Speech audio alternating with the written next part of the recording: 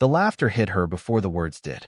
Sharp, mocking, echoing off marble floors that had seen 1,000 ordinary mornings, until this one.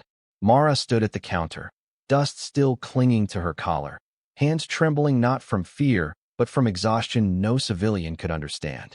The teller behind the glass pointed and laughed louder.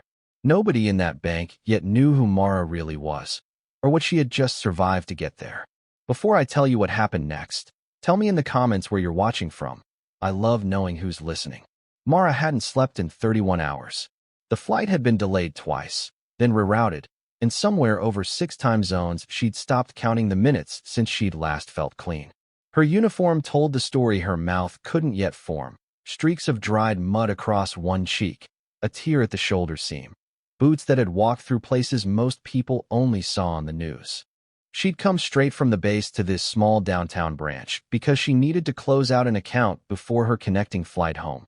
The home she hadn't seen in 14 months. She just wanted 5 quiet minutes. She wasn't going to get them.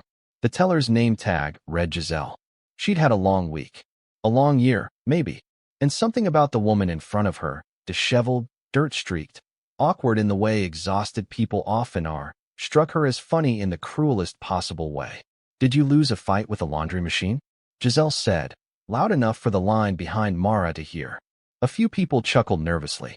Most looked away, the way people do when they sense something is wrong but don't want to be the one to say so. Mara said nothing.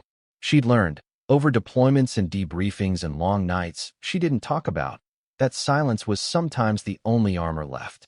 She placed her hand flat on the counter, steadying herself more than she wanted to admit. Her fingers ached. Her eyes burned.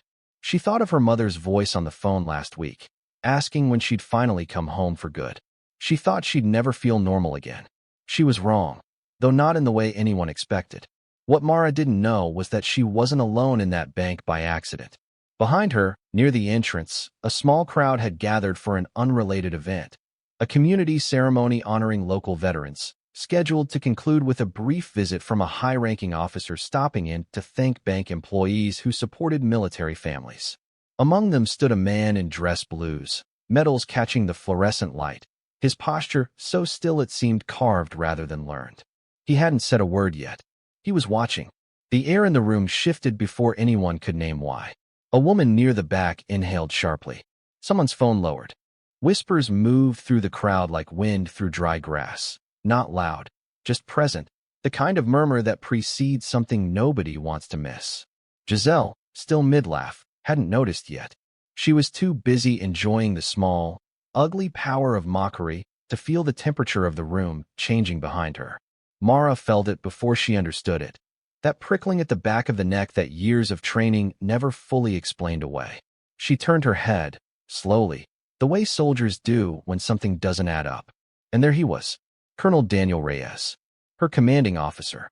The man who had pulled 3 of her units wounded out of a collapsed structure with his bare hands 8 months ago, working until his knuckles bled because no one else could reach them in time. The man who had written her name, personally, into a recommendation that most soldiers wait a career to receive. He raised his hand to his brow in a slow, deliberate salute. In that bank, in that ordinary Tuesday, in front of strangers who had no context for what they were witnessing, a colonel saluted a private first class with dirt still on her face. The room went still in a way silence rarely achieves. Not empty, but full, heavy with the realization that everyone had badly misjudged what they were looking at. Giselle's laughter died somewhere in her throat. Her pointed finger dropped. Color rose in her cheeks, not from amusement now, but from the particular shame of being seen clearly for the first time. She had mocked a woman for looking tired and dirty without asking why, without considering that exhaustion sometimes wears a uniform, and grime sometimes means you crawled through wreckage to save someone else's child. Here lies the moral weight worth sitting with. How often do we laugh at what we don't understand, simply because we never pause to ask? Judgment is fast. Understanding is slow. And in the space between them, people get hurt who never deserved it. Mara didn't gloat. She didn't need to. She straightened, returned the colonel's salute with the same steadiness that had carried her through worse rooms than this one, and only then let herself exhale. Applause began somewhere near the back, uncertain at first, then full, rolling forward until it reached the counter where Giselle now stood frozen, her earlier laughter replaced by something closer to grief for her own carelessness. Later, Mara would tell people it wasn't the salute that moved her most. It was the quiet older man behind her in line who simply said, "Thank you for your service," before anyone else found their voice. Proof that decency hadn't disappeared, only waited for its moment. Because kindness doesn't vanish. It waits, and it finds its way back. She had walked in covered in dust and judgment, and walked out wearing something no mockery could touch, the quiet, unshakable dignity of someone who survived to come home. If this story moved you, tell me in the comments.